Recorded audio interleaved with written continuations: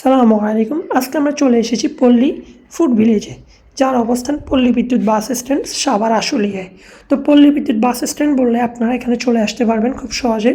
এছাড়াও সাভার যে জাতীয় স্মৃতিসৌধ আছে নবীনগরে, সেখান থেকেও আপনারা 20 টাকা ভাড়া দিয়ে এখানে চলে আসতে পারবেন অটো ভাড়া দিয়ে। তো এখানে মূলত সব ধরনের ফাস্ট ফুড পাওয়া যায়। এখানে বারবিকিউ এবং সি ফুড অক্টোপাসও পেয়ে যাবেন। এখানে হটডগ, বার্গার, পিৎজা সব কিছুর সামনেই বানানো হচ্ছে। এখানে চিকেন বল, chicken sausages, chicken lollipop, French fry সহ বারবিকিউ আরও অন্যান্য আইটেম আপনারা পেয়ে যাবেন। এবং তাদের এখানে পিৎজাও অ্যাভেলেবেল পাওয়া যায়। পিৎজা আপনারা বসলে অর্ডার করলে আপনাদের সামনেই বানিয়ে দেওয়া হবে। আমাদের সামনেও অর্ডার করা একটি পিৎজা বানানো হচ্ছে। এবং ফুচকা, ভেলপুরি, বিভিন্ন ফলের জুস, আইসক্রিম, চা সব কিছুই এখানে অ্যাভেলেবেল আছে।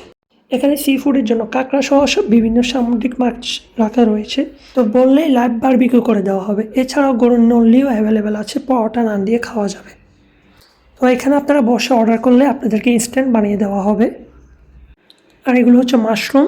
আমরাও মাশরুমের যে চপ, আমরা মাশরুমের চপটা ট্রাই করছিলাম, যদি একটু তেল বেশি ছিল।